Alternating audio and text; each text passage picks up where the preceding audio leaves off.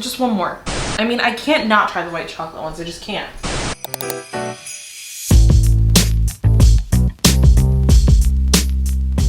Hey everyone, welcome back to the channel. If it's your first time here, hi, I'm Lorianne. Welcome. Thank you for being here. Today I want to share an easy holiday treat recipe with you guys. If you feel overwhelmed by the holidays because gifting is expensive, you want to show up to the holiday party with a yummy treat, but you're like not quite the baker, like this is something for you. They're both delicious and beautiful. They taste and look like they took more time and effort than they actually do. They make a great treat to put out on a holiday dessert table. They also make a really nice homemade gift. So to make these Oreo truffles, the star of the show here, Oreos, you're gonna need Oreos. Use regular ones. Do not use the double stuffed or anything like that. The regular ones work best. And for the sake of me being able to like measure things properly for this recipe, we're gonna base it off of like 36 cookies. You're going to want 8 ounces of cream cheese. I suggest using just like a regular brick of cream cheese. This is actually cream cheese adjacent. It's got like 1/3 less fat or something like that than cream cheese. It's just what I had on hand and I didn't want to go out and buy anything extra for this. I often replace cream cheese in my recipes with this and I never see any kind of a problem, so do what you will. If you want to make them lighter, use a less fat cream cheese, but I'm sure a full fat cream cheese probably tastes best. This ingredient is optional. I like to add in a touch of imitation vanilla just because I like it and I think it adds like a little something, but it's not necessary. Then to cover your Oreo truffles, you're going to need melting chocolate. I like to use this brand, it's Sweet Tooth Fairy, literally only because it's so convenient. You can pick it up at Michael's, and during Black Friday, I picked up a bunch of melting chocolate because I use it for a bunch of different things. They were having a sale. It was like $1.99 a bag. I mean, I stocked up. I'm doing just a white chocolate and then like a milk chocolate. Do not let my choices limit your creativity, okay? You can absolutely get red melting chocolate, green melting chocolate. You could do white and then cover it in like a gold dust, like whatever you want to do, the sky is the limit. And then to up that presentation and just make them extra pretty, I have sprinkles. So I did just a red and green sprinkle. These also have little snowflakes in here. And then I also got peppermint crunch. These are both from Target. Pick them up in their holiday baking section. Just gonna be nice to sprinkle on top. If you don't wanna spend any money on sprinkles and you don't have holiday sprinkles, you can just take some extra Oreo cookies from your package and just take the chocolate parts and leave the cream and just crumple them up and you can sprinkle those on top. You can also take any leftover melting chocolate that you have and use a spoon and do a drizzle. Totally up to you. Use what's on hand, use what's within your budget. The first step is going to be to take your Oreos and grind or crush them into a very fine crumb consistency. I find the easiest way to do this is to use a food processor. Maybe even a blender would work if you don't have one. You can do this by hand or with a stand or hand mixer. However, it's just going to take you a little bit longer to break everything up and get that right consistency. My food processor is only about a 4-cup capacity, I think, so I had to break the recipe up into halves because I could not fit all 36 cookies in there at one time. So I'm going to end up repeating this step with the other half of the cookies and the other half of the cream cheese. So right now I'm just breaking up all the large pieces, pushing them towards the bottom so I get an even and consistent kind of fine crumb throughout the mixture. Like I said, I have to half it, so I'm going to cut my cream cheese brick in half, and then I'm going to take it a step further and cut it into smaller pieces just so that it's easier to mix. And I didn't say this before, but you definitely want to leave your cream cheese brick out for like an hour or so before you start so that it's nice and soft. Then you just want to mix everything together, give it a minute or so for all of the components to kind of thoroughly combine. I like to add a little bit of vanilla extract. Like I said, that's optional. I'm adding less than 1/2 tablespoon. If you want, I would start with less than that and then add little by little because you don't want to add too much liquid to the mixture, otherwise it'll throw off the consistency.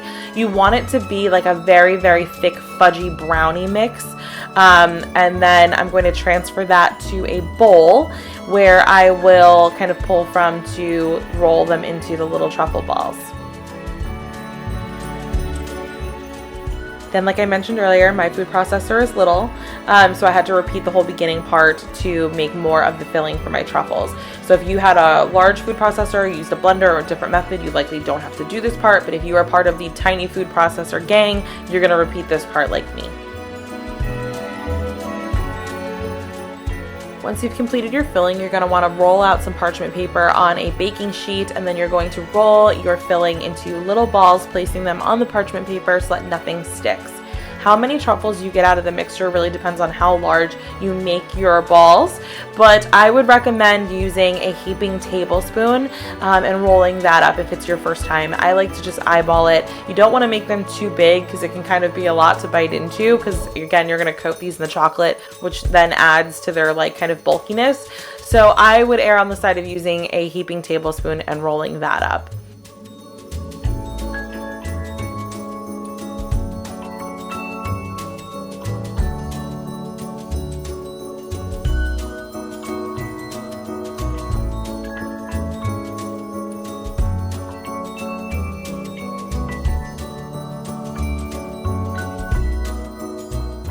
Once you finish rolling all of your filling, you're going to want to take your baking sheet and throw it in your freezer for 15 to 20 minutes. We don't want to freeze the balls, we just want to firm them up to make them easier to dip in the chocolate. For the last few minutes of the truffles freezer time, you're going to want to melt your chocolate following the instructions on the packaging. I like this brand that I get from Michael's because you can just do it in your microwave on the defrost setting, making it really easy. You just want to make sure that you don't overheat it, otherwise it won't be the right consistency to dip anything in. The other tip is that once you dip it in the chocolate, roll it around, you pull it out with a spoon, place it on parchment paper so that it's easy to get off, this way it won't stick. You want to immediately sprinkle it with whatever topping that you're using. Sprinkles, nuts, like peppermint, whatever it is that you're doing, do it right away because the chocolate tends to solidify and dry very, very quickly.